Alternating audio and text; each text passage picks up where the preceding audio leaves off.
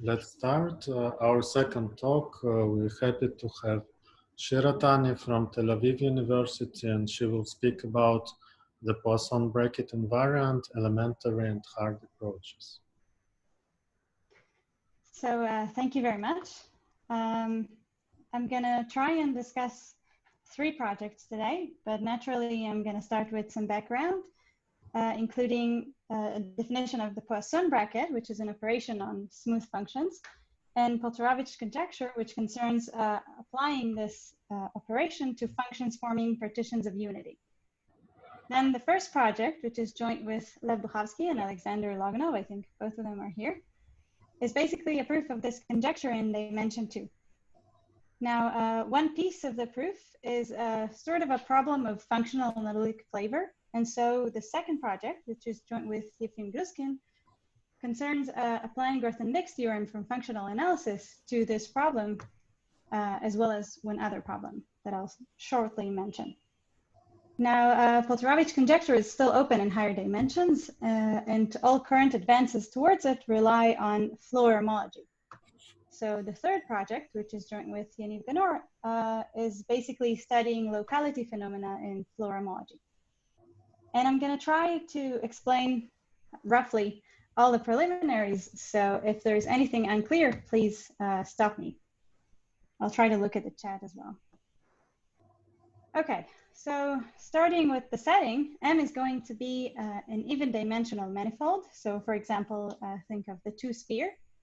And omega will be a closed non-degenerate anti-symmetric differential 2 form. So M and omega together are a symplectic manifold, but if you're not familiar with symplectic manifolds, you can simply think of surfaces endowed with an area form. So the picture you should have in mind is the 2-sphere, and at each point you have a bilinear form on the tangent plane. And this form assigns to a pair of vectors the signed area of a parallelogram spanned by these vectors. Now, a Hamiltonian is a smooth function on M times S1. So we think of the S1 variable as time in this setting. And for such functions, you can define symplectic gradient in complete analogy with the Riemannian gradient in Riemannian geometry. So this will be basically the vector field, which is the dual to the differential of F with respect to this 2 form omega. Now, unlike Riemannian gradient, symplectic gradient is tangent to the level sets of F. So you can see here in this picture, I drew this vector field in green arrows. And this is basically follows from the fact that omega is antisymmetric. So if you plug in the vector field to this equation, you get on the left-hand side the area of a parallelogram spanned by a single vector. So you get 0. So having this vector field, we can look at its flow, which is called the Hamiltonian flow of F. So on the picture I drew here, where F is basically the height function on the round sphere, the flow will be a rotation of the sphere around the z-axis.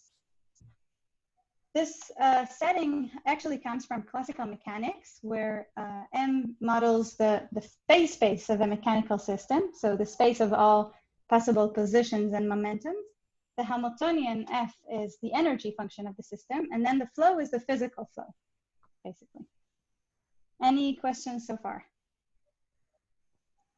So if not, we can define the Poisson bracket of a pair of functions, which basically measures the change of one function under the flow of the other. So formally, the Poisson bracket of F and G at a point X is defined by composing F on the flow of G and taking the derivative with respect to the time.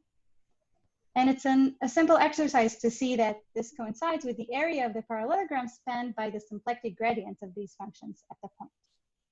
So let's look at some basic examples. So if F is equal to G, we get here on the right-hand side, the area of the parallelogram spanned by a single vector, so we get 0. A second basic example is R2 endowed with the standard area form, dx dy. Then if we take F and G to be the coordinate functions x and y, their symplectic gradients are the vectors I drew here, and they span the square of area 1. So we get, so the Poisson bracket of the coordinate functions is the constant function 1.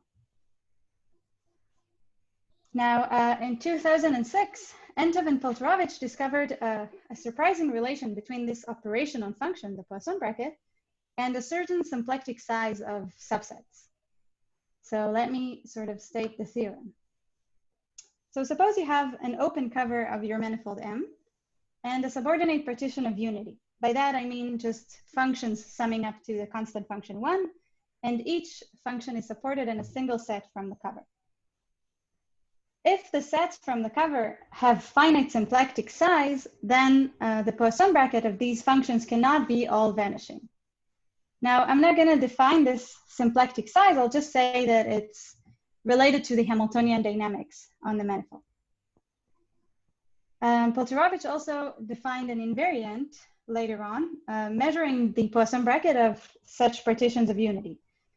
And this can be done in the following way. So you start by looking at the Poisson bracket of weighted sums of functions from the partition. So this is a function on the manifold. You take its C0 norm and you maximize over all possible weights. This gives you an invariant of the partition of unity. Then to get an invariant of the sum of the cover, you take the infimum over all subordinate partitions of unity. Now, the motivation for this definition actually comes from operational quantum mechanics.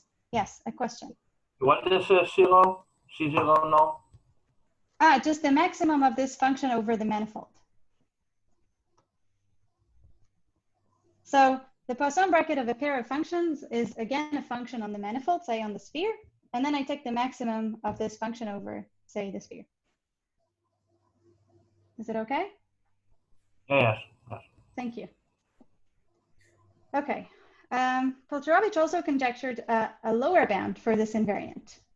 So the conjecture states that there exists a constant depending only on the manifold, not on the cover, such that the product of the Poisson bracket invariant and the symplectic size of sets from the cover is bounded from below by this constant.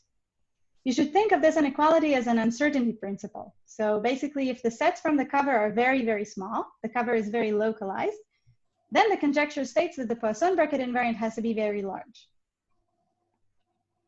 Now, this conjecture is in general still open. There are several works that made advances towards it, and most of them rely on hard tools in symplectic geometry, like Floer homology, which I'll discuss later on. But the first project, as I already mentioned, which is joint with Bukhovsky and Loganov, is basically a proof of this conjecture in dimension 2, and this proof relies only on elementary arguments. Now, I don't think I have time to say a lot about the proof, but I will mention 2 ingredients. So one ingredient of the proof is translating the problem of bounding Poisson bracket of a pair of functions into counting intersections of the level sets. And this ingredient works only in dimension 2. So this is like a really special to the dimension. Another ingredient of the proof is a lemma which enables you to replace the Poisson bracket invariant by a simpler invariant. And this lemma holds in a general dimension. So let me state it. So we claim that there exists a constant depending only on the dimension, such that the Poisson bracket invariant of the partition is bounded by the sum of absolute values of the Poisson brackets up to this constant C of n. So this enables you to get rid of the weighted sums and the maximizing over the weights that appeared in the definition of the Poisson bracket. I want to mention that the upper bound here is trivial. So this is basically triangle inequality. And then the non-trivial part of the lemma is the lower bound. Now, originally, we had this constant C of n growing exponentially with the dimension. And one of the results of the second project, which is joint with Gluskin, is an improvement of this to a sharp dependence of square root of n. And this is done using Grothendieck's theorem from functional analysis. Now I'm going to state Grothendieck's theorem, but before I do that, I want to convince you that this inequality is related to functional analysis, sort of. So going back to this inequality, this is an inequality between norms of functions. So here we have the C0 norm, and in the definition of the Poisson bracket invariant, we also had this norm. And it's definitely sufficient to prove a pointwise inequality, to deduce an inequality on the norms. So here I wrote the pointwise version of this inequality where I replaced the Poisson bracket of a pair of functions at a single point by omega applied to their symplectic gradients. So this is by definition, basically. So I think of Vi and Vj here as the symplectic gradients of Fi and Fj. But clearly, if I prove such an inequality for a general collection of vectors, this will imply the original claim. The second step is to look at the matrix whose entries are omega applied to Vi and Vj. Then the latter inequality turns to this one. So on the left-hand side, we just have a sum of absolute values of the entries. And then on the right-hand side, it's an exercise to see that what you get is the norm of A as an operator between the L infinity and the L1 spaces. So you can sort of see that this maximizing overall weight is a maximum over the unit ball in L infinity norm. And I think that this already looks like a question of sort of functional analytic flavor. So now I'm going to turn to state Grothendieck's theorem. And I should mention here that I'm not stating the original formulation due to Grothendieck, but an equivalent statement, which appeared in a paper by Pizier. So the claim is the following. You have an m by n matrix A. Then there exists another matrix B and vectors lambda and mu in Rm and Rn respectively, both with non-negative entries and Euclidean norms bounded by 1, such that A factors through B via the diagonal matrices corresponding to lambda and mu, and the norm of B as an operator between the corresponding Hilbert spaces is bounded by a constant times the norm of A as an operator between the L infinity and the L1 spaces. So here's a diagram of what's happening. So we think of A as an operator between the L infinity and the L1 space, and it factors through an operator between the Hilbert spaces without increasing the norm up to this constant. And this constant here is actually a universal constant, sometimes referred to as Grothendieck's constant. Its exact value is unknown, but there are upper bounds and it's not big. Okay, so are there any questions so far? So I kind of think that while we're at it, since I already stated Grothendieck's theorem, I want to mention another application of this theorem to symplectic geometry. And this concerns basically how symplectic matrices affect or act on norms of functions. I'm going to formulate the problem in dimension 2 because it's sort of simpler, but clearly we're interested in the question in higher dimensions and sort of how constants grow with the dimensions and so on. So focusing in dimension 2, we're in the plane. Suppose you have a bunch of vectors in the plane. You can look at the sum of their norms.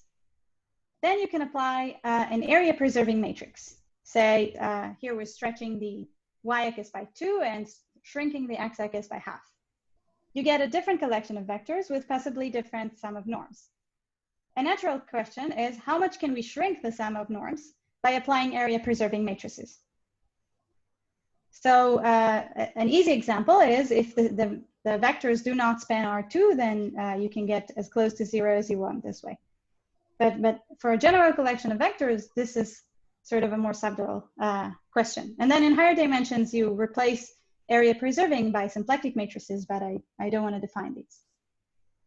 So it turns out that you can use Grothendieck's theorem to provide sharp upper bounds for the smallest sum of norms you can achieve in this way.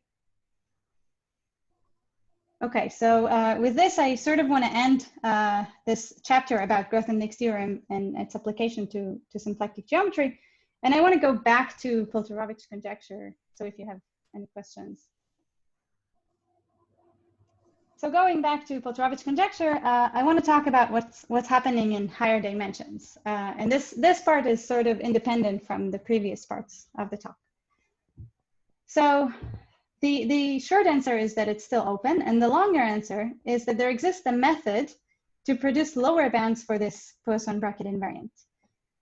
This method is mainly due to Poltorowicz relying on some earlier works of Anton Poltorowicz and Topolsky. And it actually uses something called spectral invariants, which are constructed out of Floer homology. So let me sort of explain the words in this diagram. So Floer homology is a central tool in symplectic geometry. It has a lot of interesting applications. Probably the most famous one is a solution to Arnold's conjecture. And it's basically a way to construct a graded vector space out of a Hamiltonian. Now, out of this construction, you can extract spectral invariants, which are continuous functionals on the space of Hamiltonians. And then by applying these functionals to functions supported in the sets from the cover, you can produce lower bounds for this Poisson bracket invariant that I mentioned before. So this motivates the study of Floer homology and spectral invariance for locally supported functions. And this is more or less the topic of the third project I want to talk about, which is joint with Yaniv Ganor. So in the following slides, I want to explain what is Floer homology, what are spectral invariants, and then mention some of the results in this third project. But since Floer homology is essentially an infinite dimensional version of Morse homology, I'm going to start with the latter one.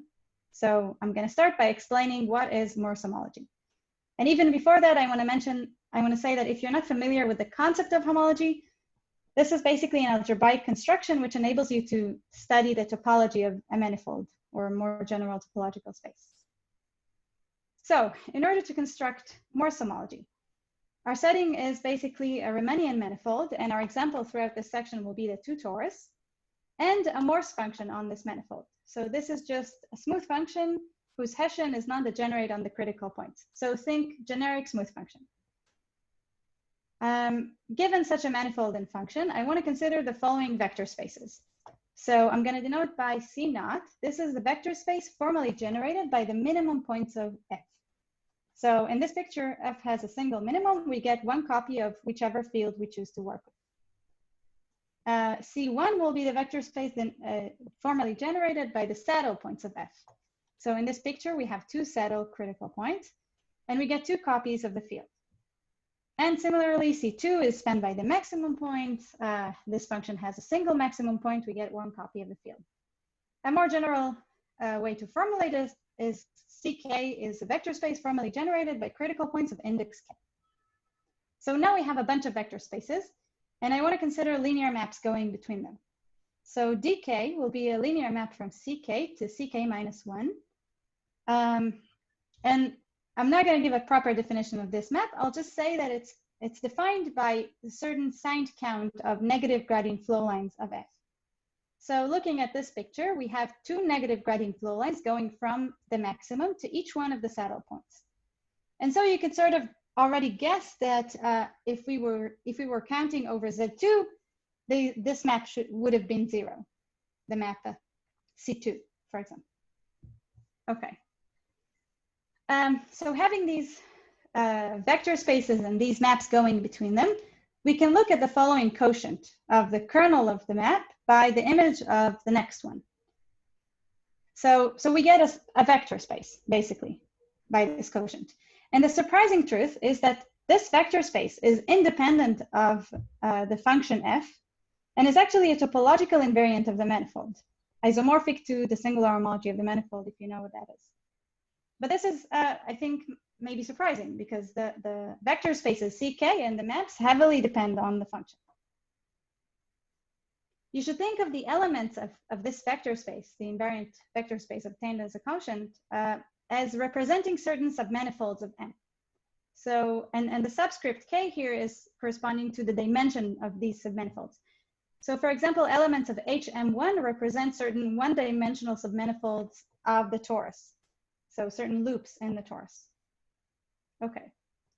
Now out of this construction, you can extract numerical invariants of the function f. So these will depend on f, and you do this in the following way. You pick an element in this invariant space in the homology, and you ask what is the smallest height or smallest value of f in which the submanifold it represents appear.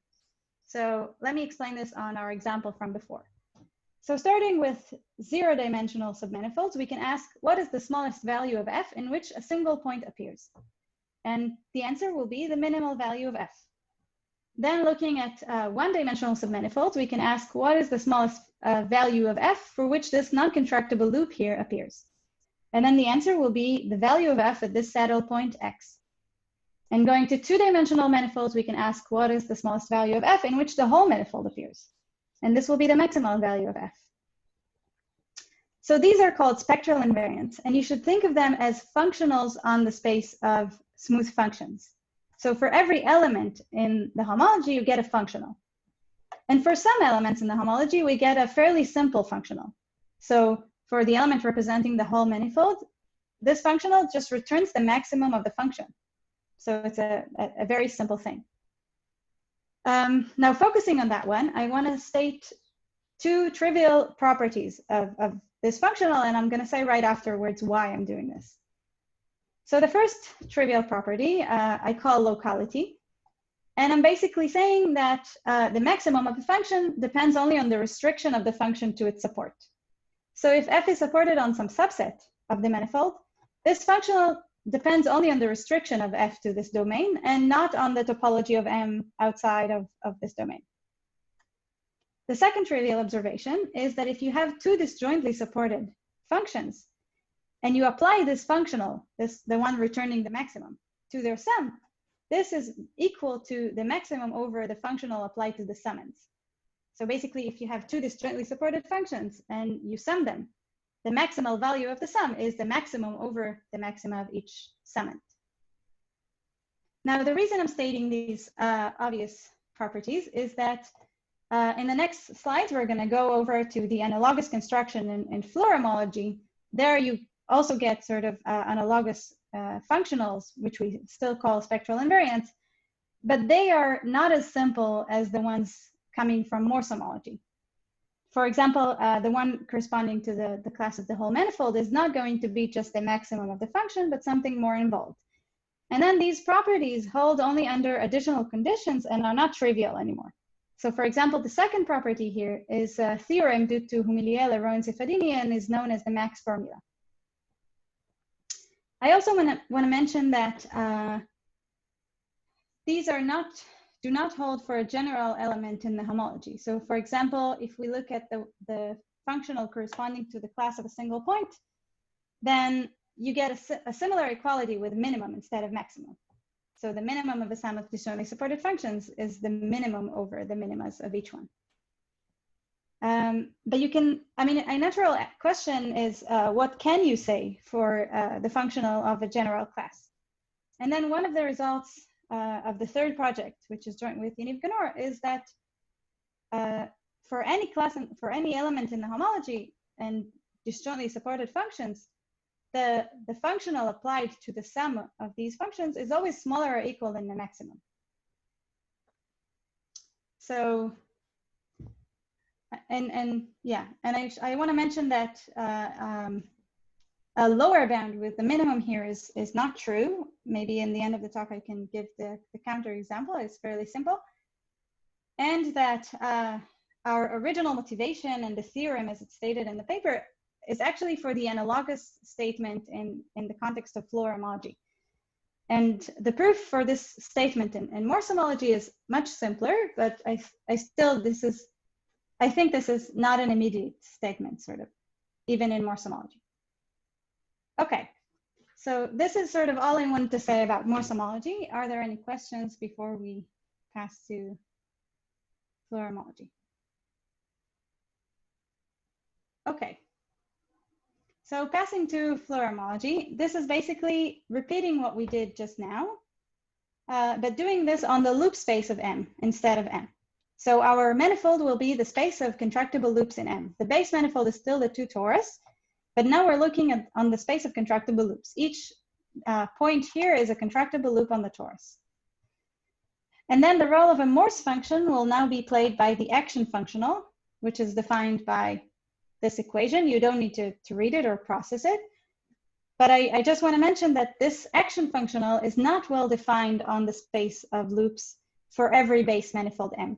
So for example, if I would take M to be the sphere and not the two torus, then this action functional would not be well defined, and I would have to look at a larger space in order to have a well-defined functional. So what we are going to do is to restrict ourselves to base manifolds for which this action functional is well defined, and these are called spherical manifolds, and the torus is good for us. That's why we took it to be the example. Okay, so now we're going to repeat what we did constructing Morse homology, but now on the space of loop and for this action functional. So we're going to consider linear spaces formally generated by the critical points of the action functional this time. And it turns out that these correspond to loops which are Hamiltonian flow lines of F, of the Hamiltonian. And from this, you can already see how this algebraic construction can be used to study the dynamics, the Hamiltonian dynamics on the manifold. And now the maps between these spaces will count negative gradient flow lines of the action functional. These are certain paths in the loop space. But a path of loops in the base manifold is basically a cylinder connecting these two loops. So we're sort of counting certain cylinders in order to define these maps. And then repeating what we did in constructing Morse homology, we're going to take the kernel divided by the image. And it's a famous theorem due to Floer and many other people in more general settings that this quotient is independent of the Hamiltonian F. It's a topological invariant of the manifold, coincides with singular homology, if you know what that is. Okay. Now, as we did in Morse homology, we can extract numerical invariants of the Hamiltonian simply by taking an element in the homology and asking what is the smallest now action value in which it appears. But as I already mentioned, we don't get the same functionals. They are sort of not as simple as the ones you get from Morse homology. And then you can ask, are the properties that were maybe obvious in Morse homology still hold in Floer homology? And so one of the results in this project with Yaniv Ganor is basically forming the locality property for the functional corresponding to the class of the whole manifold in the context of Floer homology. So what we showed is that if the manifold is a spherical, meaning the action functional is well defined on the loop space and we don't need something bigger, and if F is supported in a star-shaped domain embedded into M, then this functional corresponding to the class of the whole manifold depends only on the restriction of F to U. So what do I mean by that? So let me explain on a picture. Suppose you have a star-shaped domain, say a ball, and it is embedded into two manifolds, M1 and M2. Then the functional you get with respect to the class of the whole manifold in M1 coincide with that of M2. Okay. And now I want to figure out if I think I have like 2 or 3 more minutes. Are there questions or should I say something about? Okay. So if there are no questions, I want to say a word about how you study locality in Morse homology and later on in Floer homology. So to study locality in Morse homology, you start with a function supported in some domain, and you want to sort of prove that certain invariants are depending only on this domain, or you want to split the vector space in some way that you see what happens in the domain and what happens outside. So the way to do that is basically to perturb this function into a Morse function, make it non-degenerate, but add a small bump near the boundary. The reason you want to do such a thing is that Morse homology is defined, well, the maps are defined using negative gradient flow lines. And by adding this bump, you basically sort of lock the negative gradient flow lines in the domain. So now every negative gradient flow line starting at a point in the interior of the domain, not on the bump, is trapped inside. And every negative gradient flow line ending in the domain can be either coming from a point inside or from a point on the bump, but it cannot start outside because the negative gradient flow cannot sort of climb on the bump. But this is not, so this gives you some separation between the inside and the outside in terms of the negative gradient flow. But this separation is not complete because if you start on critical points on the bump, then you can flow both in and out. And this is what makes some locality claims not trivial even in the context of Morse homology. So the last thing I want to say is that the main tool of this third project is basically an adaptation of the picture I showed in Morse theory, this one, to Floer theory. So basically we have a construction that sort of mimics this bump, and we call this construction a barricade, and it prevents the negative gradient flow lines of the action functional, which are cylinders in the base manifold, from crossing a neighborhood of the boundary. And this sort of enables you to study locality phenomena in Floer homology as well. And I think this is it, so I'm gonna stop. Thank you. Any questions? Thank you very much, Shira. So are there any questions or comments? May I ask a completely trivial question of a student? Is it clear why the Floer homology vanishes above the dimension of the manifold?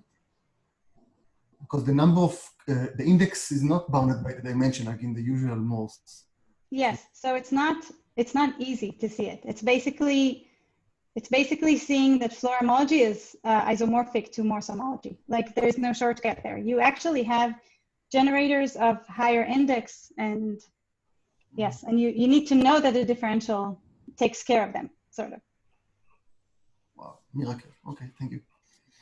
This actually makes sometimes makes it harder to study, say, something representing the class of the whole manifold, because this will be in Morse theory. If you have if you're looking at the class of the whole manifold, it's represented by maximum points, and then you know that these ones are not boundaries because you know that there's nothing above them, sort of in the grading. But then in Floer theory, you don't know that there is nothing. I mean, there are stuff above them, and so it's like makes things harder, sort of. Yeah.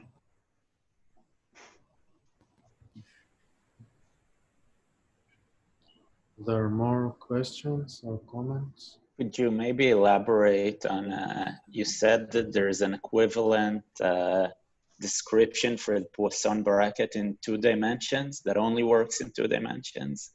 Can you elaborate a little bit on what that is? Yes. So, I mean, I should have connected my tablet because I'm not sure how I'm going to do this without a pen. But what I can say without writing is that, as I already said, the Poisson bracket measures the change of a function under the flow of the other. In 2 dimensions, since the flow is, so the symplectic gradient is tangent to vectors, to level sets of the function, right? So maybe no, never mind, I'm not going to go back there. But it's tangent to the level sets. And so the flow is contained in the level sets. So this holds in every dimension. But in dimension 2, the level set is 1-dimensional. And the flow lines are 1-dimensionals as well. So you know where the flow goes. And then you can sort of measure the change in the function composed with the flow of the other one by the intersections of the level set. So. Got it. Thanks. Welcome. Thank you. More questions?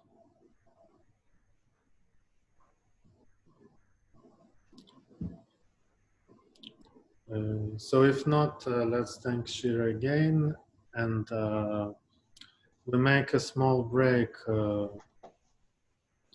5 minutes break, and come back in 5 minutes.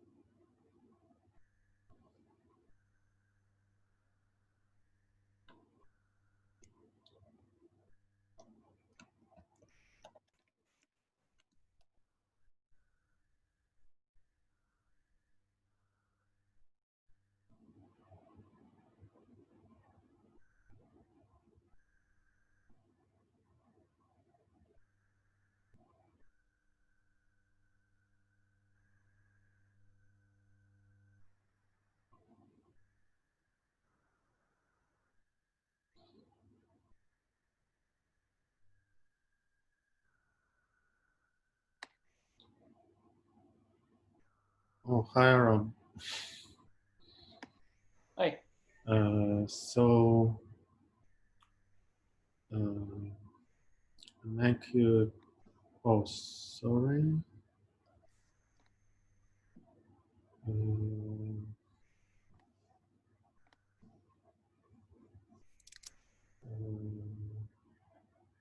Make you co-host.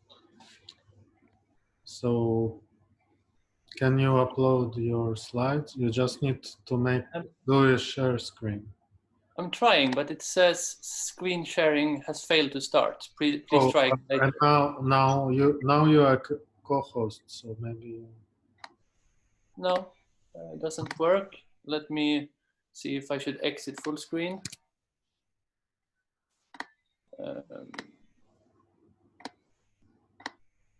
Oh. Okay, so now you see? Yeah. And it's full screen now? Now I do not see actually. You don't see anything? In the full screen, no, but before I did. Yeah, we saw it before you switched. Now it's okay. Now it's okay. But now it's not like in presentation mode. Yeah, it's enough to a bit enlarge like this. It's enough. Okay, so let's you wanna try one more time to do presentation mode? Yeah, okay, so now I'm going to view in presentation. No, it's not. Maybe switch to forward the next slide or something. Let's see. No, but it's okay if it doesn't. Now I'm switching between different slides. Okay, doesn't work. So okay, go back and let's do it. Let's go with this one. Okay.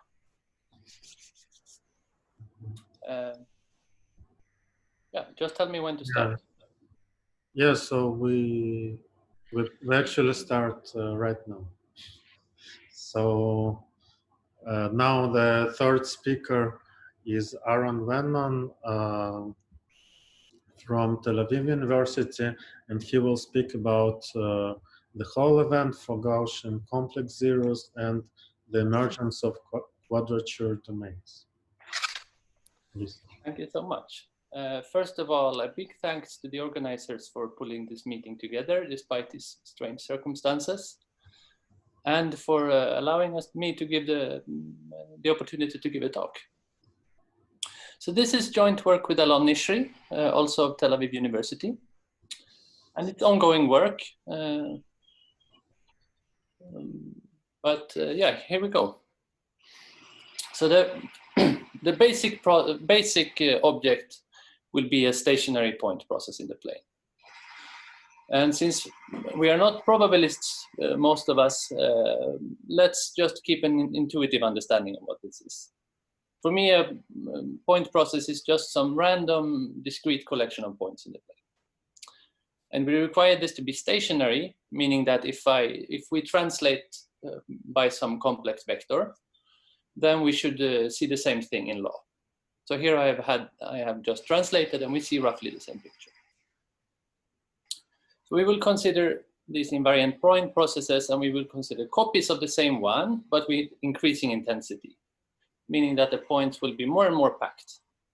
So here we have the same thing, and we have just cranked up the intensity. So the intensity will be encoded by a parameter L. So the intensity is L squared, and this will go to infinity in the problems we consider. So I should mention here, this is the point process that we see here is the so-called Geneva ensemble, which is, you can either think of it as a Coulomb gas of electrons confined to the plane in a uniform background charge, or you can think of it as eigenvalues of certain random matrices obtained by just putting independent Gaussians in a matrix. So here is basically the same thing in words. We have the stationary point process indexed by the intensity parameter L. So in a given domain of positive finite area, we should expect roughly L squared number of particles. I will use particles and points interchangeably due to some connections with statistical mechanics. So the actual questions that we will concern ourselves with, so we will consider the probability of the so-called Hall event. So you fix a domain, simply connect the Jordan domain, you can begin to think of the disk, and consider the event that there are no points. That a given point process chi L has no points in this domain. This is the whole event. And when L is large, this is likely going to be a very rare event, at least if the point process has some kind of order. So certainly for the one we saw previously, having a macroscopic hole when the intensity increases is very unlikely. So one question is what the hole probability is. And the maybe more interesting question, and the one we will actually study, is suppose you have a hole. What is the conditional distribution of the points outside the hole? What do you see? So basically it's this. You have your process and you fix some domain, in this case the disk, and you ask what's the probability of having something like this, and what kind of configurations would you see given that you already have a hole. So let's, to get some kind of feeling, let's see what you can say for some well-studied point processes. For instance, the easiest example is the so-called Poisson point process. So this is characterized by, if you have two disjoint sets, then the number of particles in these two sets are independent. So specifically, if you condition on having no particles in a hole, the process is completely unaffected outside. So here nothing interesting happens. And you can also compute by a simple formula what is the hole probability. It will decay like e to the minus L squared. A more interesting example is, so say you take a lattice in the plane, and each lattice point you independently perturb it by some Gaussian, and of the same order as the interparticle distance. And then you rescale it, you have intensity L squared, and ask the same question. And then if you think a bit, what you will see is all the points that usually occupy the hole, they will be perturbed to the boundary. It's very unlikely that the particle will be perturbed further than it needs to be. So this somehow explains why all the particles will take the shortest distance out of G. So in the limit, you will see outside the hole you will not see any effect, but on the boundary you will have a buildup of points, all the ones that were in the hole to begin. And then you have the example of the Geneva ensemble, which was, this specific question was studied by Armstrong, Serfati, and Zaitouni, and by Adhikari and Reddy. They studied a more general problem, but it implies some of the whole problem. And they show that you get the same kind of effect in this case. So in this case, you have an explicit limiting measure that describes your particle distribution. So here we denote by the A the area measure. So here you have just uniform measure on the whole plane with the whole G removed. And then you have this, which I denote by BAL, which is the so-called balayage measure of the indicator, of the plane alembic measure. So this is a measure which lives on the boundary. And it is the unique way to somehow sweep the mass of a measure out of the domain so that you don't affect the electrostatic potential outside. So this is what the balayage is. It's not super important exactly what this formula is for what is to come, but I wanted to show you that here you can actually say exactly what's going on. And you again have this effect that the particles that are in the hole, they are just swept to the boundary, and outside you don't see anything.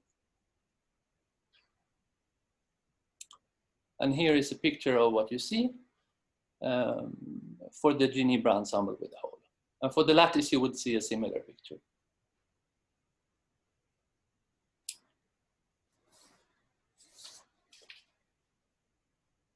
So let's define the point process that we will actually study. This is the zeros of the so-called Gaussian entire function. And this we cook up as follows. So you take a sequence of IID complex Gaussians. So a complex Gaussian is nothing but just a real and a purely imaginary Gaussian, which are independent that you add. So you take a bunch of these independent, all with variance 1, and you take a large intensity parameter L, and you form this Taylor series. So here, due to the fact that these n factorial terms appear, or square root of n factorial, this will definitely converge. So this gives you an entire function, almost true. And it turns out by a miracle that what you end up getting is a stationary simple point process. So it's invariant with respect to the zero set is invariant with respect to, in law, with respect to isometries of the plane. So it makes it very natural to study. And in fact, you cannot change this number square root of n factorial and have such an invariant process. So this motivates this specific choice. So this is a fairly well-studied popular point process. And visually, it would look quite, I don't have a picture here, but visually it would look fairly similar to the Gini-Brown ensemble. You see a fairly well spread out with very little clumping and quite few holes. Sometimes it's useful to think of it as a random set, and sometimes it's useful to put on each point in the set a delta measure and normalize appropriately, and in this way you get a random measure, which we call mu L. And in the rest of the talk, this is what we will talk about. And we are interested to know what happens on the whole event for these Gaussian complex zeros, or for the zeros of the Gaussian antifunction. So the motivation for studying this at the moment is the following result that Alon found together with Subroghosh a few years back. So they showed that if you condition on having a hole on the unit disk, so you take the circular hole, then vaguely in distribution, these empirical measures, mu L, will converge to a limiting measure, which gives you the limiting zero distribution. And this is of the following form. So again, you have uniform measure on some on the complement of some disk, uniform area measure. And again, you have a singular distribution on the boundary. But the big difference with the Gini-Brown ensemble is that here you have a gap between these two measures. There's a ring outside the hole where you have vanishing density in the limit. A so-called forbidden region occurs for some weird reason, which I found extremely fascinating. So here is a picture of what you would see. So you have this, so I haven't drawn the unit circle here. This is just a bunch of zeros accumulating on the boundary. Now my computer is making troubles. So you see inside here, you are conditioned to have no particles, so it's not strange that it's empty. But the strange thing is that here, there is no conditioning, that there shouldn't be any particles in this ring around the hole. But they naturally tend to avoid this region for some odd reason. And then here at radius square root of E, if we began with the unit circle, again, you will see particles. And outside, it's uniform. So there are some particles inside here, some kind of outliers, but in the limit, they vanish. So in the light, and here is just, so this was a kind of a mock simulation, which is only possible to do in the radial case. So if we want to look at other whole events, I will just draw a picture like this to signify the limiting measure. So gray is just uniform density, and the dotted line is just a singular with respect to area measure, arc length measure, let's say, weight. So in light of this, we ask the following question. So what happens basically if you replace the disk by another hole? So condition, for instance, on a square, which is free of zeros. Or some other, change this disk in any way you like. What happens then? Do you still see like a forbidden region? Is this a stable phenomenon, or is it something weird happening for just a circular case? And if it occurs, what is the shape of this? And you can also naturally ask, like, for an inverse problem. Given a certain shape of a forbidden region, which class of holes would give rise to this? So here, basically, so I'm asking if I deform this this inner circle, what happens to the outer region?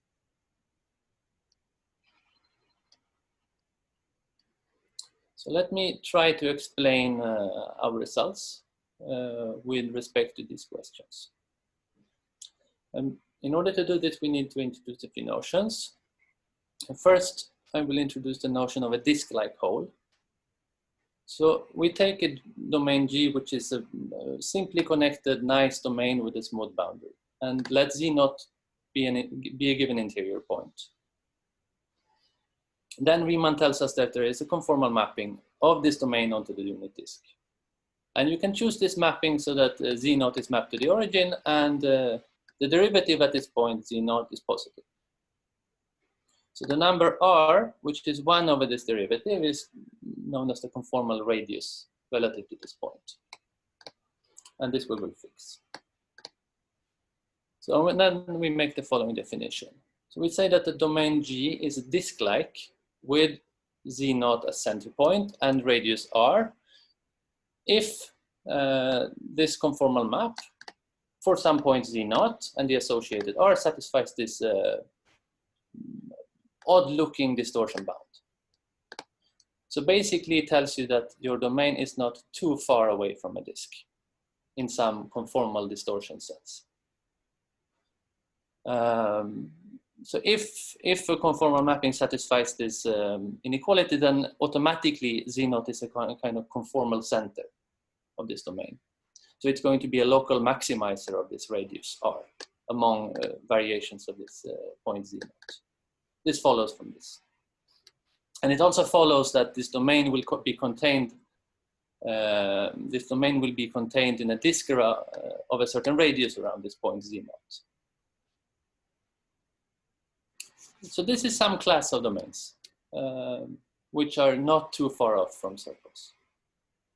And then we have the following theorem.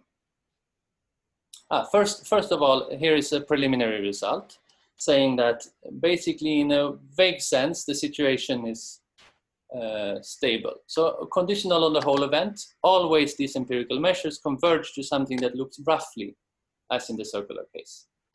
So you're going to have uniform measure on the complement of some domain, which we call the forbidden region, and you will have some arc length measure on the boundary. But I'm not telling you at all what is this domain. And I'm not telling you at all at this point what is this arc length measure, what is this singular measure. But our first real theorem is the following.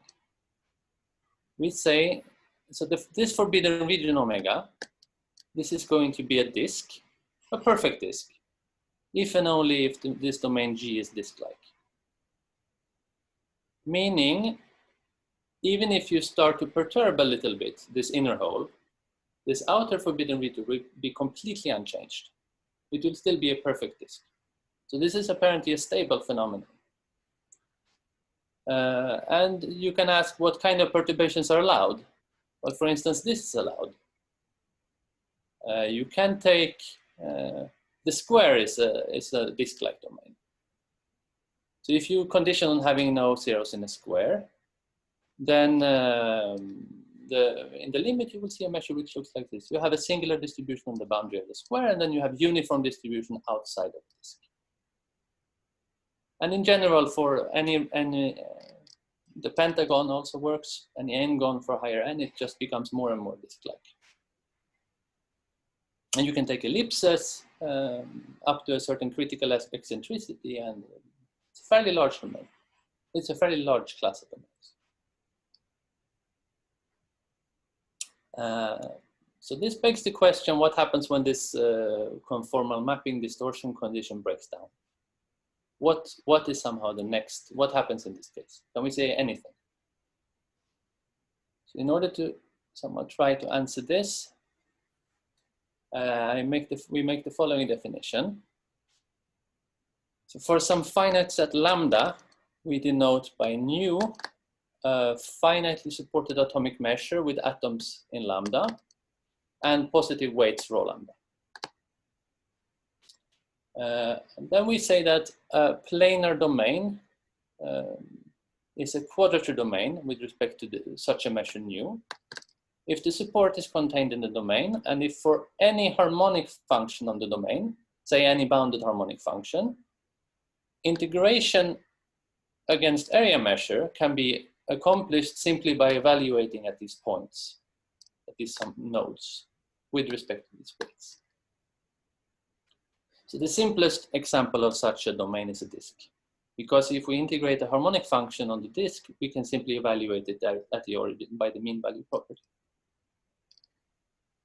And there are generalizations of this mean value property valid for any atomic measure, lambda. So now I'm lying a bit. We shouldn't look at this.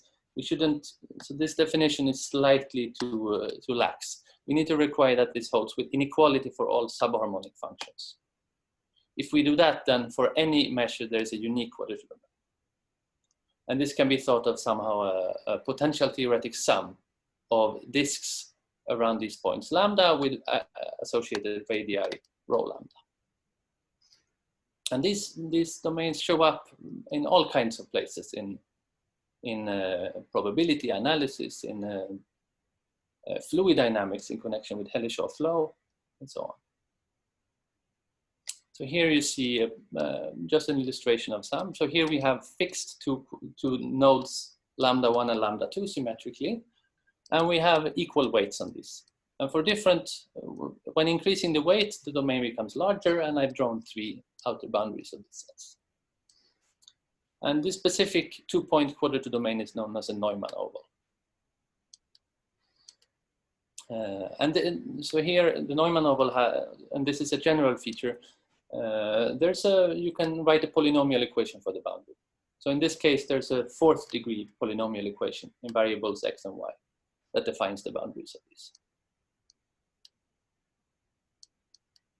And with regards to the general problem, this is our main result. So we say, so let G be a Jordan domain with smooth boundary. Then I claim that there exists some finite set lambda of nodes inside G and associated positive weights, such that the forbidden region associated to this is the unique quadrature domain for this measure.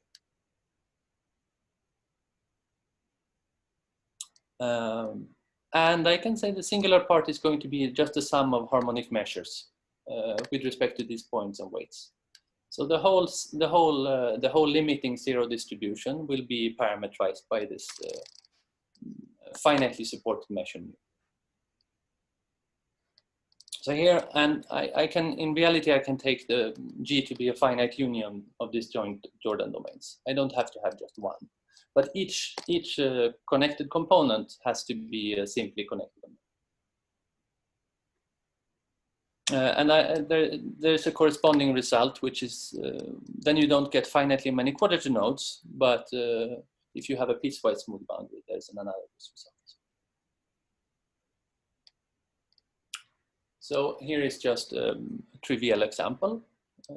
If you take 2 disks which are sufficiently far apart, then you will see just a forbidden region, which is a disk around each of them. But if you start to move these disks closer to each other, then their forbidden regions will start to interact.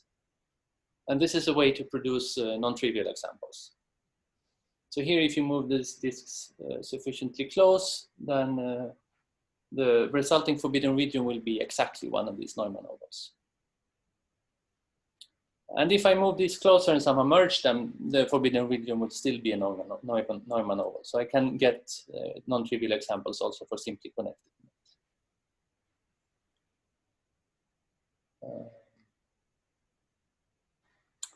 Okay, so during the last minutes, let me try to say a few, before I should say, in general, for a general domain G, I have no way to say, to connect the geometry of the whole to the resulting measure nu, and to the geometry of the associated quadrature domain omega.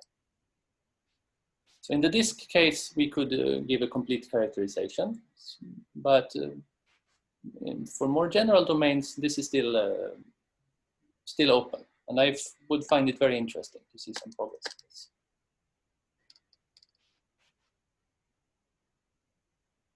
So in the last few minutes, let's try to vaguely indicate what kind of math goes into obtaining this kind of results. So for a measure mu, we define its logarithmic potential. And beware of the sign here. This might vary from person to person.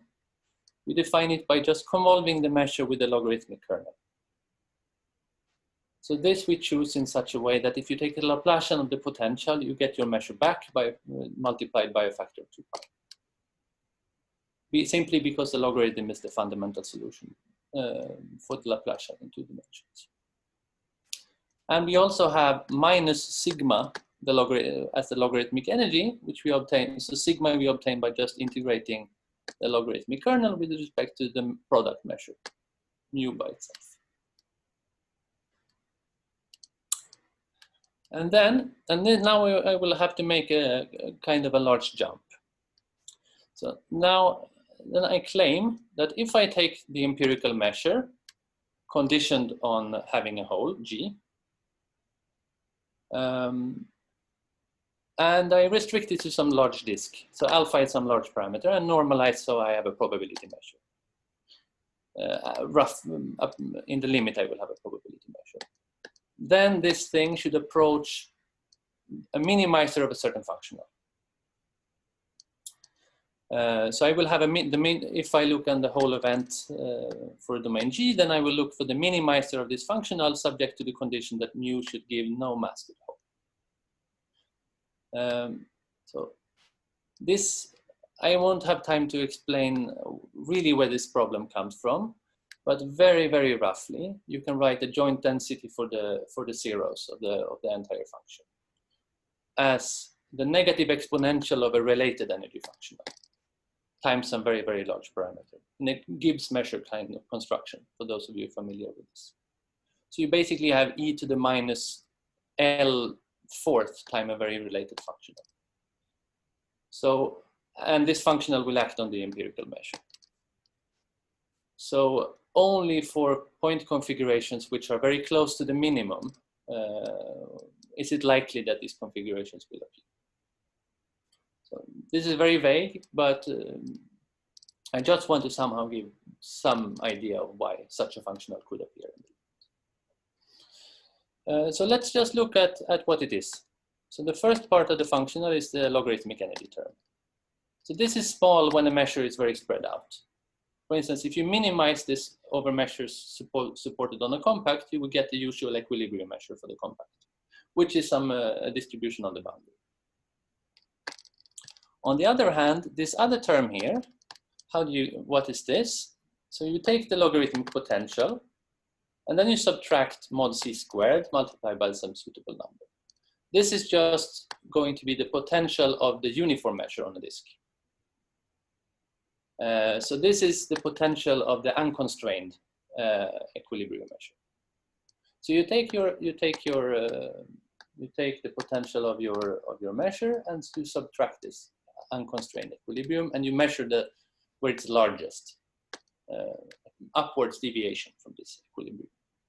And this term will be very large if you, for instance, put all the zeros on a large circle. This term forces everything to, it confines everything.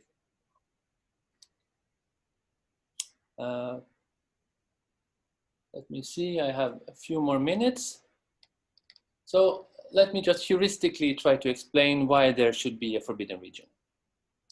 So you let mu not be the minimizer, and you put u to be the potential minus this constant. Then simply by definition of the functional b alpha, you have this inequality. U always needs to lie below the parabola. And it's not difficult to show that you have equality everywhere on the support outside of the set G. Otherwise, it's very easy to cook up measures with a lower value for the function, which are still admissible for the whole event. And moreover, since mu has no mass on G, we know that U is harmonic in G. And I claim that with these conditions, there is no way to avoid the forbidden region. Basically, the situation is as in the following picture. So here, this little disk is the hole, and this graph is the graph of the parabola. And now we will look in a two-dimensional slice because it's difficult to draw without obscuring the view when you have different graphs. So we are in this situation. So here we have a hole, and here we have this obstacle, this parabola.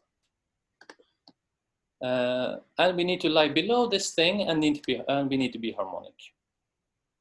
Then there is no way that that the potential is actually equal to the obstacle on the boundary of the hole, which would be needed in order for it not to have a forbidden region. So the potential of your solution will look something like this instead. And the forbidden region is exactly this region in between the boundary of the hole and the place where the potential manages to catch up with the obstacle.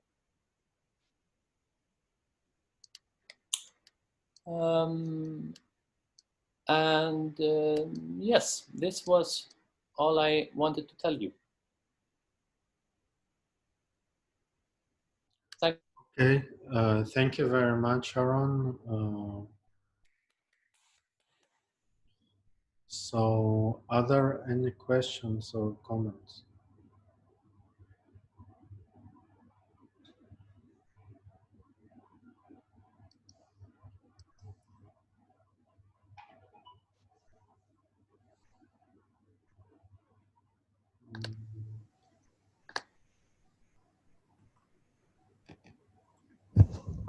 I maybe have a question. So, can you consider analogous problem in, let's say, constant positive curvature on the sphere?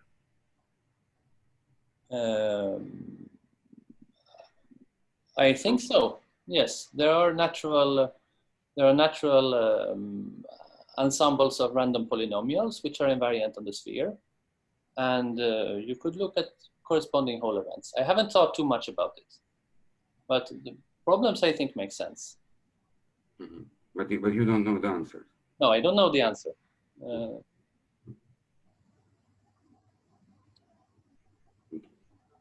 Not off the top of my head.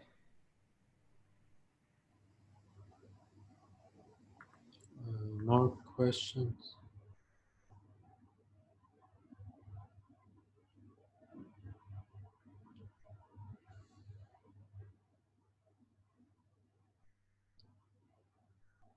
I mean, maybe you can try to give an intuition of why the forbidden domain doesn't change under small perturbations.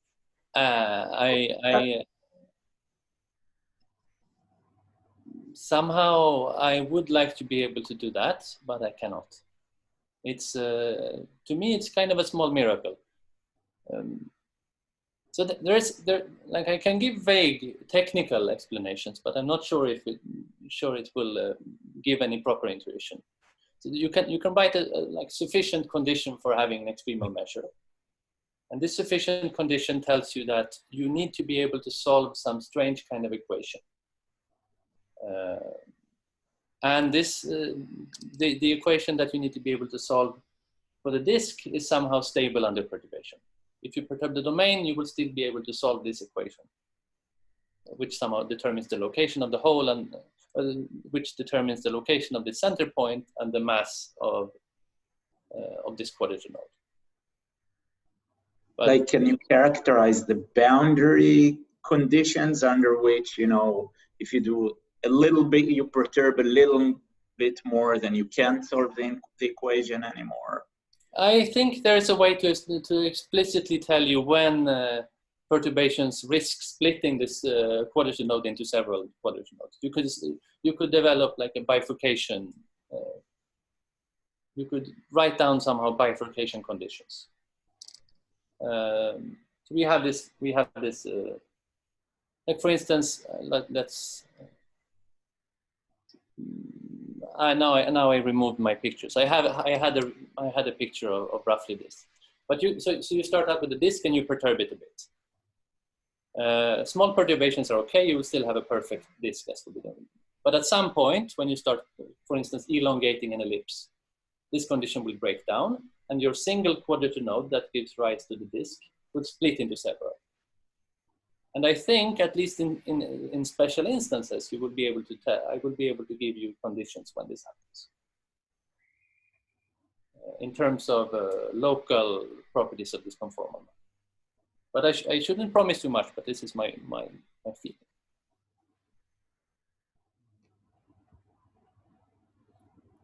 Okay. My second question is how do you algorithmically sample like this process conditioning on this small probability event? So this is why I told you that only in the circular case I can do something. This is for the Ginebra ensemble, this is a complete mock simulation. This doesn't have much to do with reality. You sample the Ginebra ensemble, and then you just use the rule that you know for putting the points on the boundary. So you do this balayage kind of procedure by hands. This hole has probably more to do with reality, but it's still a mock simulation. And this is because in this paper by Alon and Subrukosh, they understood how to construct in terms of the coefficients an event which is very similar to the whole event. So you can say that roughly the first coefficient should be as usual, and then the second up to the L4 times E coefficient. These have to be very small, or something like this. And then the rest are just as usual. And then this event you can sample from. You put a polynomial where you enforce these conditions, and then you look at the rules. And it's a good question, like, at the level of the function, what gives you a hole which is a square? This should be a very weird function. And I would like to know how to find it. Maybe I can say a remark. I mean, Roland, in case you can, in principle, do like Markov, how do you call it, the Markov chain Monte Carlo algorithm to do. Definitely in the case of Geneve, you can do it no problem. Right. To simulate, because the interaction is kind of simple to write down algorithmically. Here, the interaction is much more complicated. So you have like a multiple point interact between them for the zeros. So it's much more difficult to do something algorithmically that actually produces a nice result. Still an interesting question how to do it. Thanks. Okay. More questions?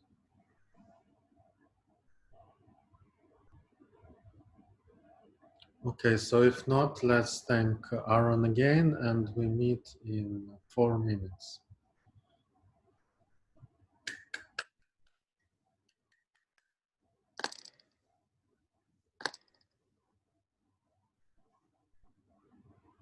Maybe you can make Adi a co-host, Lev. Yeah, sure.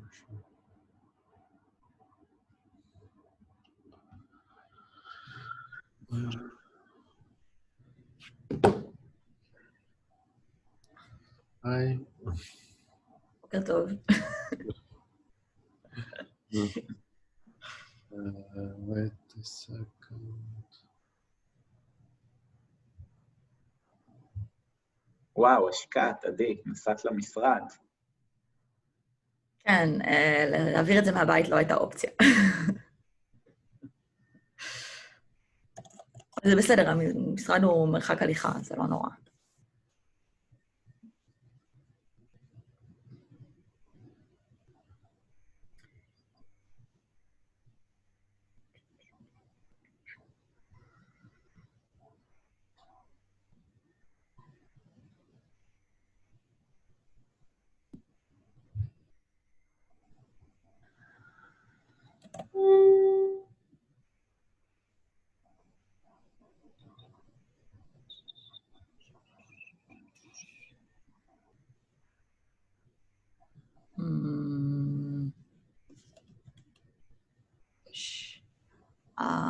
רונן, אתה רואה בפול סקרין את המצגת? כן, אני רואה, אבל אני רואה שזה based on a joint work, אבל לא רואה עם מי. זה בסדר. אני אציין את זה אחר כך. אבל זה לא פול סקרין בינתיים, זה רק... כן, כן, אני כאילו... שזה בסדר. אני לא רואה את זה פול סקרין, אבל גם את לא, מן הסתם. אני כן. באמת? כן. רגע, את לא רואה משמאל כאילו את כל הבוקמרקס? עכשיו כן ועכשיו לא. אז לא, אז אנחנו... אוקיי. לא, אז אנחנו לא רואים פול סקרין. אז אני אעשה שיירינג אחר. אני אעשה שייר של המסך כולו, זה נראה לי יותר הגיוני, ואז ננסה את זה שוב. אוקיי.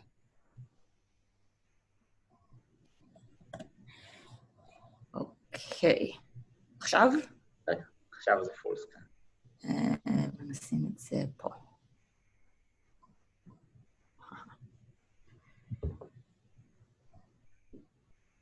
והבנתי נכון שזה מוקלט, נכון?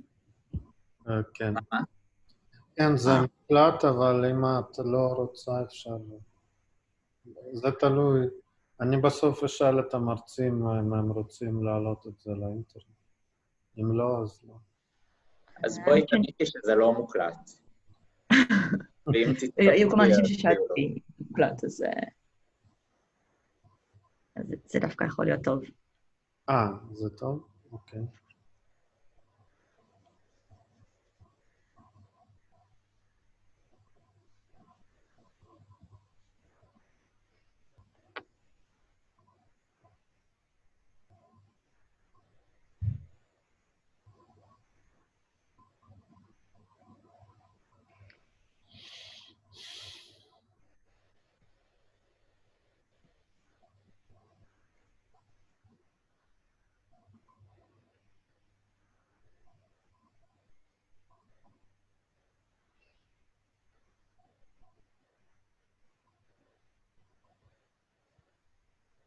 Okay, I think we can start, right, Lev?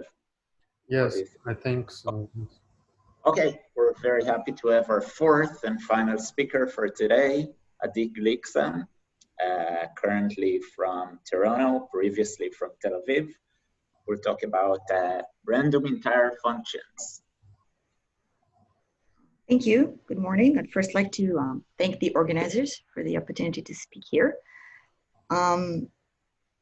As Ronan said, I will speak about stationary random entire functions and related functions, related questions, sorry. And this talk is partially based on a joint work.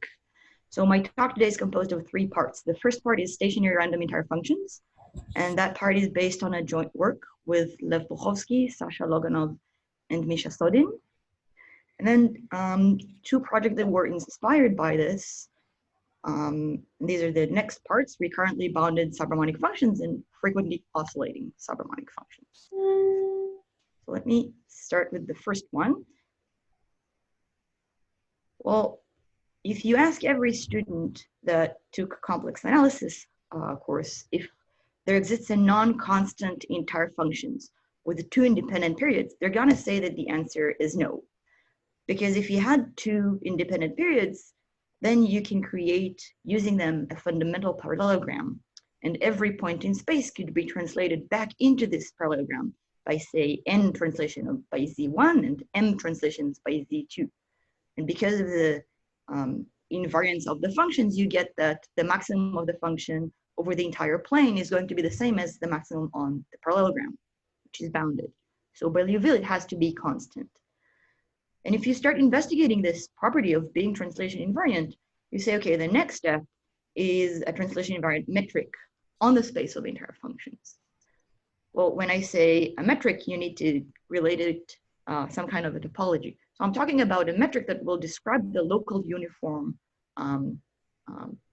topology. So the topology that you get by taking the metric of the convergence of local uniform.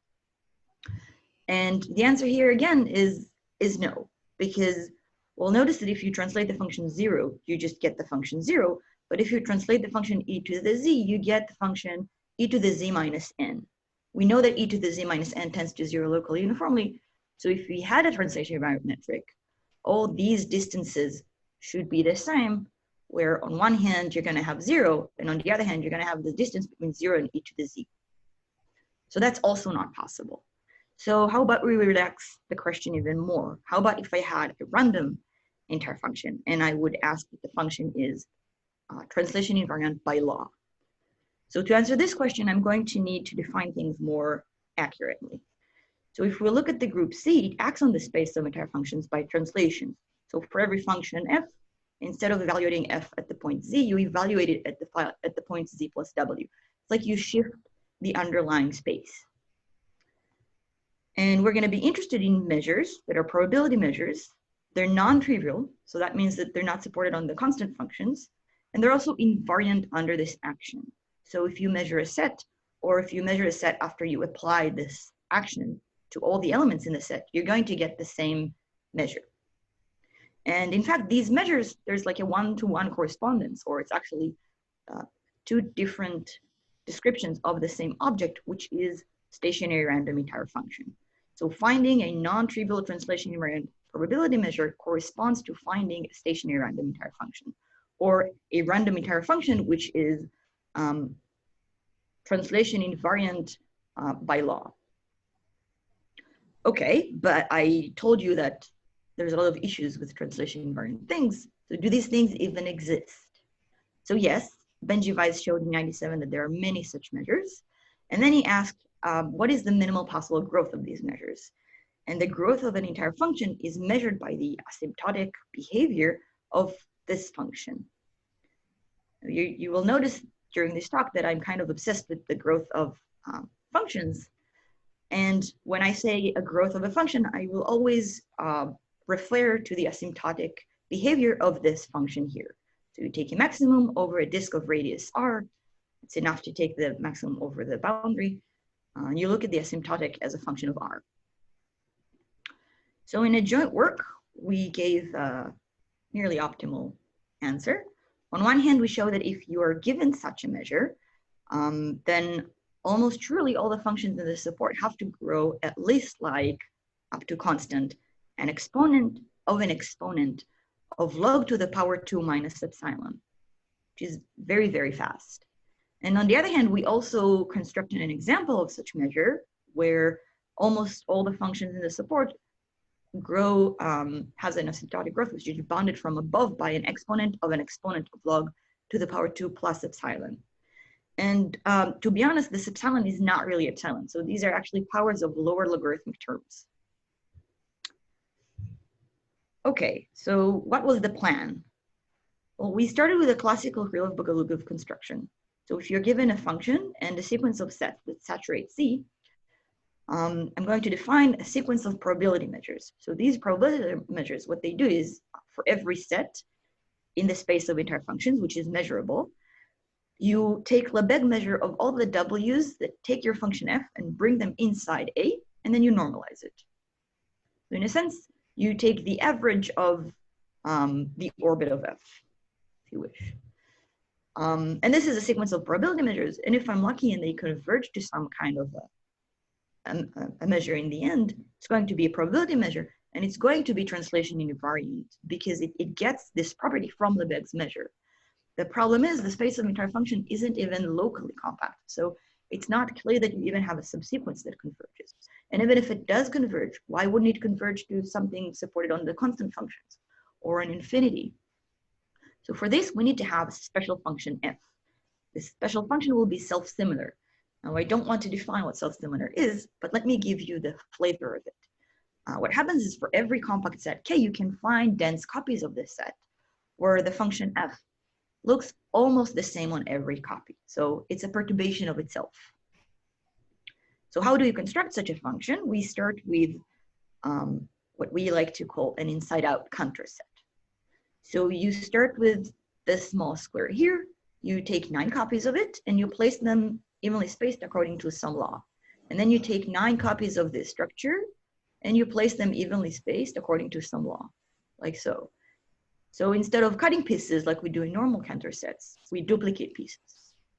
And then to get our self-similar entire function, what we do is we put some definition on the first square, and then we copy it to the other squares, and we paste them.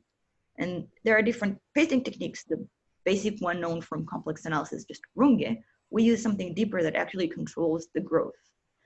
What's important to notice is that the more you restrict the perturbation that you get, and the narrower your corridors are, the more you pay in growth. But if you play this game of finding the optimal thing where you have, you pay at the least that you can, but you get the similarity, enough similarity, then we get the optimal growth that we were looking for. And I'd like to ask you to put a pin on this picture because I'll get back to it towards the end of my talk. Well, this self-similarity thing inspired a lot of questions. And one of the reasons is there's a theorem by Hermander that relates the zeros of subharmonic functions with pre-assigned, with entire functions with pre-assigned values, in particular self-similar ones. So this inspired the following definition. We say a set E is epsilon R recurrent if for every x in Rd you measure the size of E inside a ball of radius R. Notice that R here is a function of the absolute value of x. And I'm saying relative because you take the quotient of this measure with the measure of the ball. And this is bounded from below by the measure of the ball of radius epsilon. And again, epsilon depends on the distance of x from the origin. For the expert, let me say that the true condition here is with capacity, logarithmic capacity in dimension 2, and Newtonian capacity for higher dimensions. The result is the same, it's stronger when you do it with capacities. So the picture you should have in your mind is this. You have here R, so R controls somehow the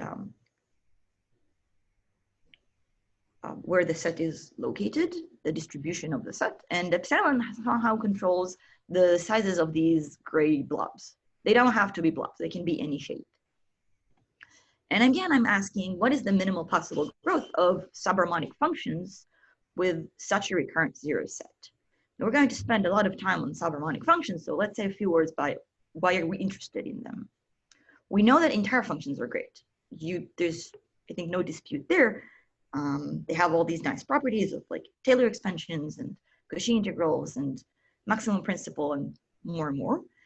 And there's a very strong connection between the two. So on one hand, if you take an entire function and you take the logarithm of the absolute value, this is subharmonic.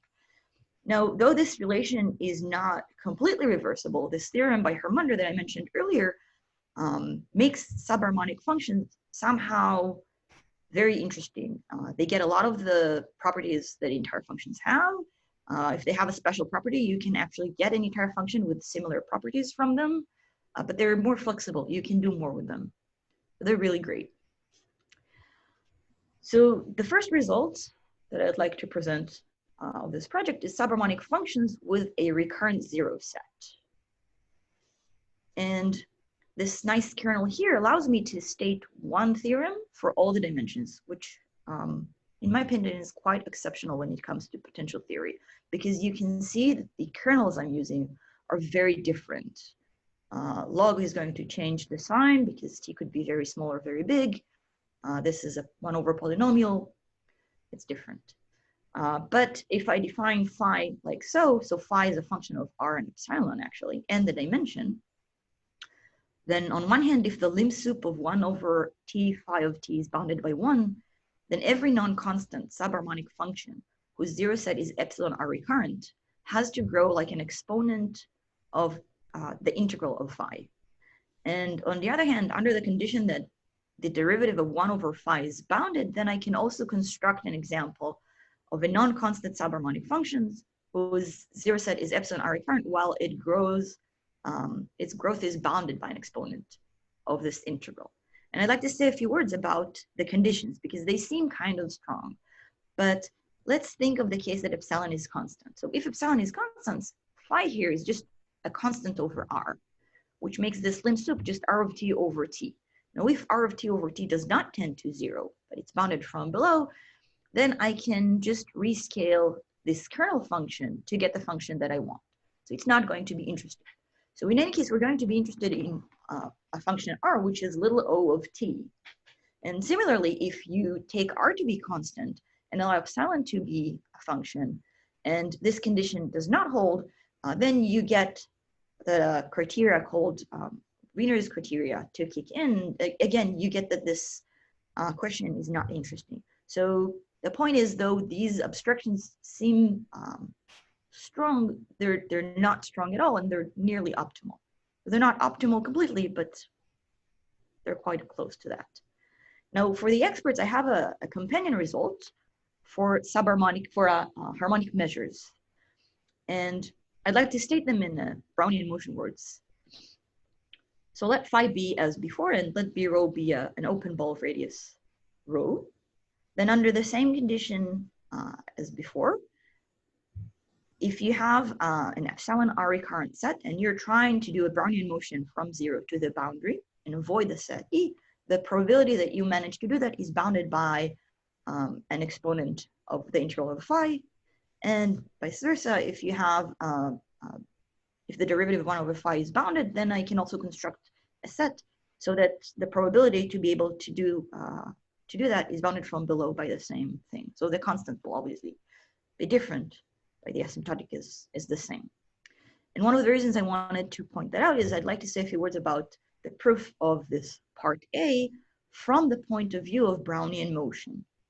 So in Brownian motion, when you try to do a walk from point A to some boundary point and you have obstacles on the way, a very natural approach would be, let's bundle these obstacles together, and hopefully these bundles don't interact too much. And so I can bound somehow the probabilities of just passing through these limited bunches of obstacles. So in a sense, try to think of yourselves in a Shakira show concert in a circular hall. You're at the boundary, she's at the center. You're trying to make yourself, to make your way in, and there are a lot of people, a lot of rows. You want to take a selfie. You're going to split these rows into bundles, and you're going to say, okay, these 10 rows don't interact too much with the next 10 rows. And so I have very weak dependence between them. Maybe I can compute the probability on each layer by itself.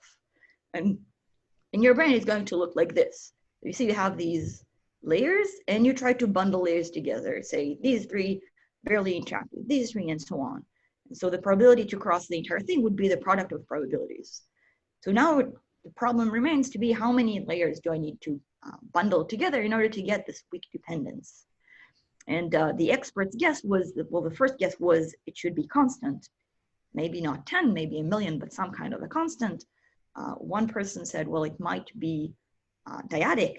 The surprise was that it depends on epsilon. So this is the correct number of layers that one should take in order to get this weak dependence. That was kind of neat, in my opinion.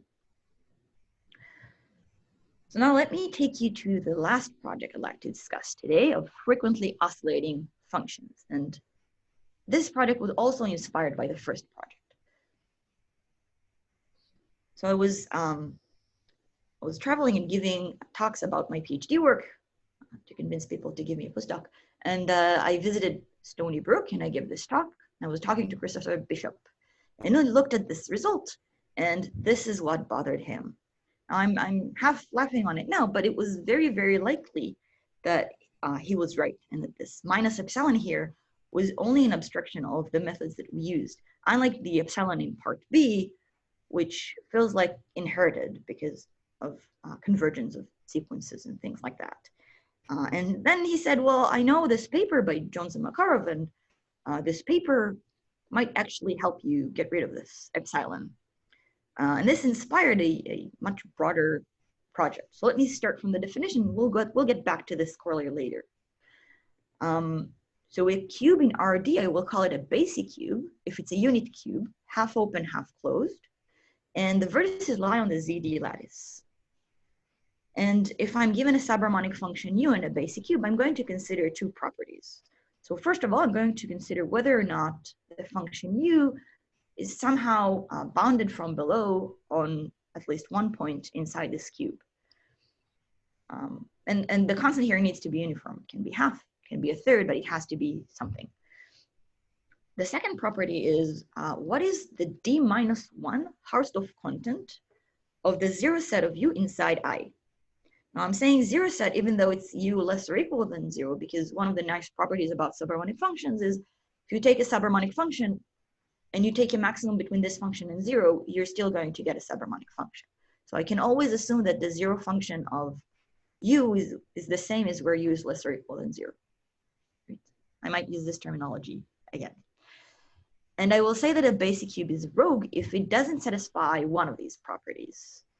Now the question is, okay, why rogue? Why would good cubes have any effect on anything? And you know I'm interested in growth, so the question should be, why would a good basic cube affect the growth?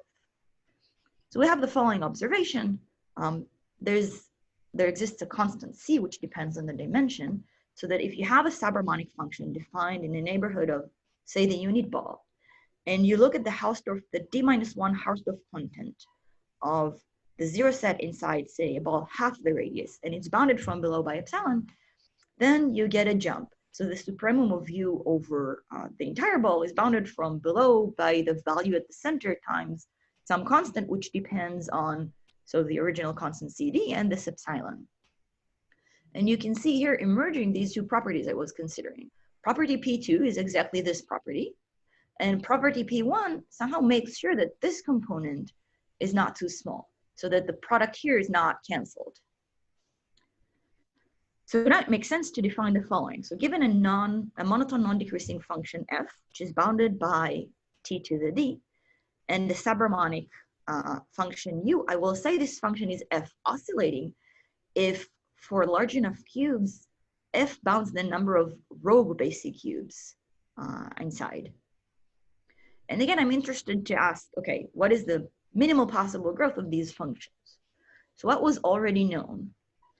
Well, in dimension 2, if the function is just the constant function 1, that is, there are no rogue basic cubes, then in the same joint work that I mentioned with Buchowski, Loganov, and Sodin, we show that the optimal bound is exponential. And that's not surprising because if you remember this observation, I can apply this observation to every point, including the ball who is centered or the maximum is attained. So this thing here will be the maximum, and then you get a jump. So it's going to be exponential. And in fact, all the proofs I will, all the results I'll describe today, they all count how many times can I apply this observation. So somehow it's the basis. Well, on the other side of the spectrum, same dimension 2, but now we take a function which is the area function. So f of t is t squared. And in the same joint work, we showed that the growth is bounded from above and below by an exponent of log to the power 2 plus minus epsilon. And as before, this epsilon is actually powers of lower logarithmic terms. And now the question is, okay, can I extend this? So first of all, is this epsilon necessary in the second result here? Moreover, what about other powers? What about higher dimensions? So we managed to obtain optimal bounds. So let's start with the simpler case where f is just a power of t, but any power of t. So I'm going to define phi of f to be r if alpha is bounded then by 1, bounded or equal, and otherwise by this term. So for example, if alpha equals 1, you get here just r, the power r. If alpha equals to d, then you just get that this disappears completely and you get log to the d over d minus 1. And the lower bound on the growth says that there exists some uniform constant depending on the dimension, so that if f is bounded by this constant times t to the d for all t large, then every f oscillating subharmonic function has to grow like an exponent of phi. And on the other hand, I can always construct an f oscillating subharmonic function whose growth is bounded from above by an exponent of phi. Truth be told, I can actually do it for a wider class of functions. So if f is what's called slowly varying, it's t to some power alpha times g, sorry, f is regularly varying. It's t to some power alpha times a slowly varying function. So a slowly varying function, think about logarithms, for example.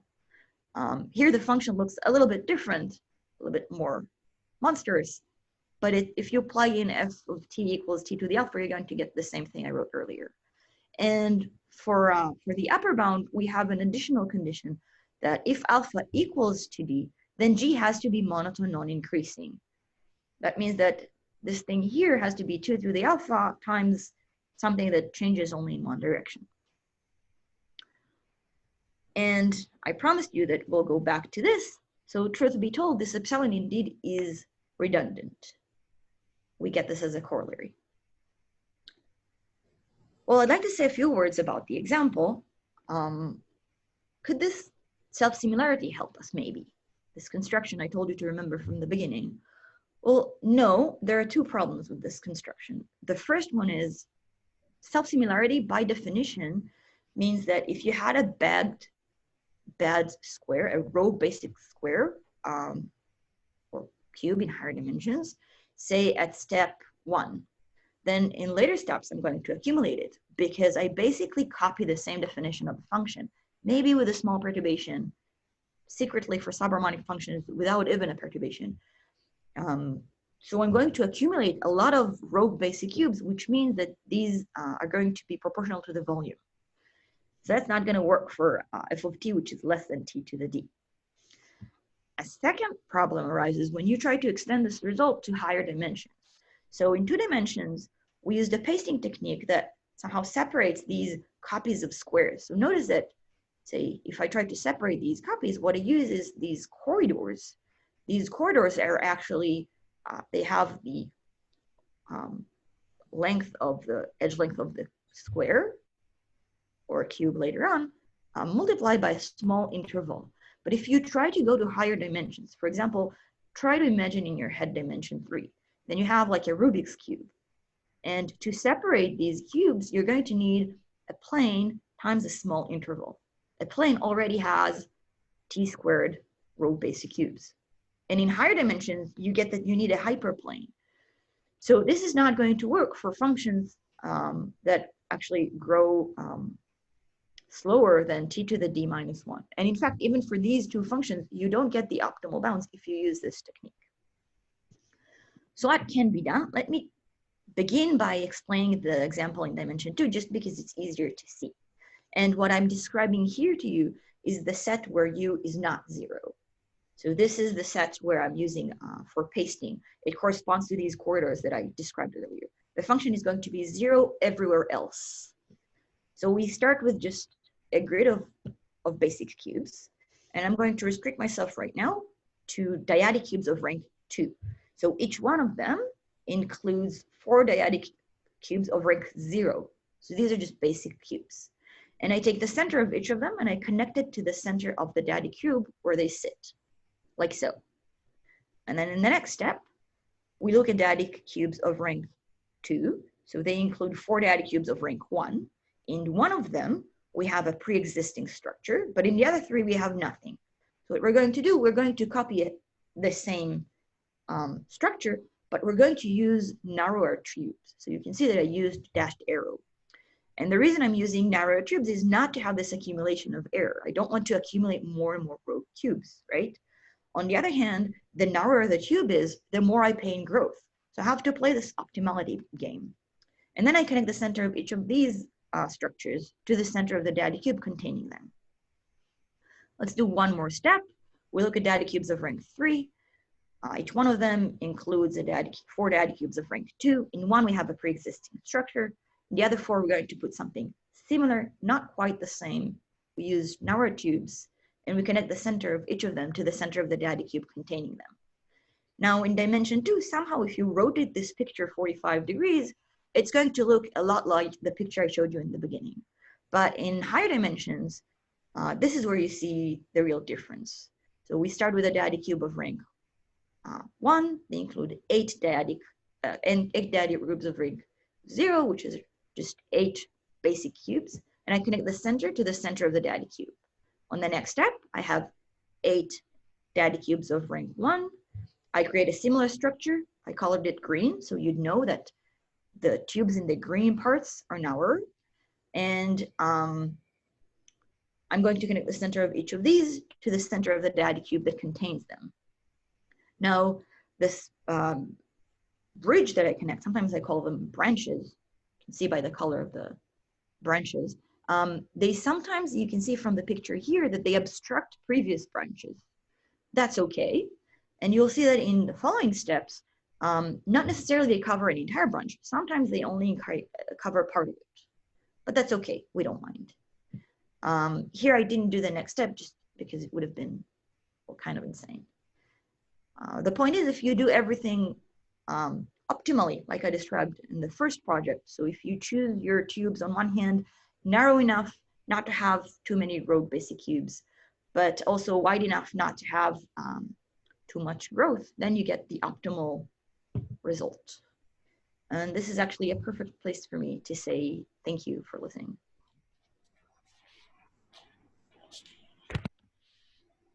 Thank you very much, Eddie. That's like a good time to unmute yourselves, everyone, and thank all the speakers for just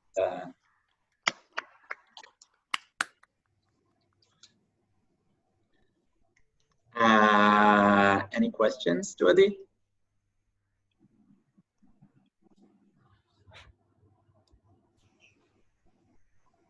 You can just freely unmute yourself if you have a question. You mentioned in your definition of a good cube or something like this, you require that value at the origin is larger than 1, but you measure not the volume but d-1 volume, dimensional volume, like a surface measure. So how can one explain this? Well, it goes back to harmonic measures, so I might speak Chinese for a few people here a little bit. The thing is, in dimension 2, it's known that that harmonic measures are supported on one-dimensional set, roughly speaking. And in higher dimensions, it's known that if the d-1 Hausdorff content is bounded from below, then the harmonic measure is also bounded from below.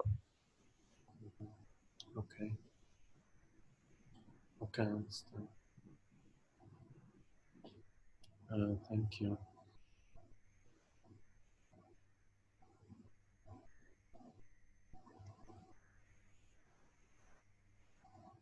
I have a silly question, probably. How do you choose these functions phi? Like, you gave all sorts of options for phi, and then You're talking about the ones controlling the growth. Yes, this one. Well, that was a bit of a cheat. So this function actually appeared in this form in that paper that I mentioned by Johnson McCarve. That was a very strong hint of what should be going on here.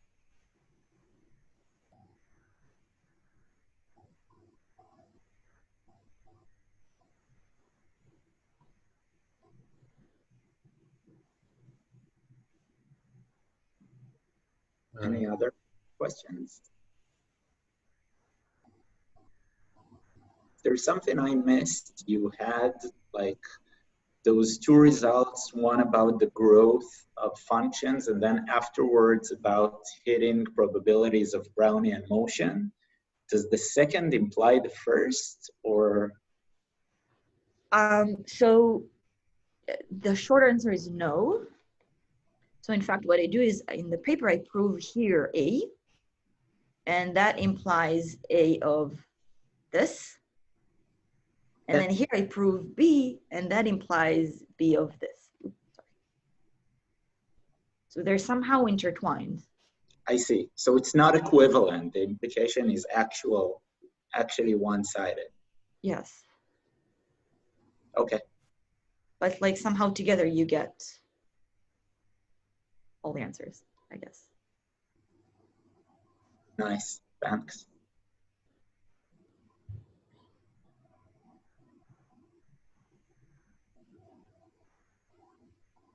Okay, in case there are no other questions, thank you again, Adi.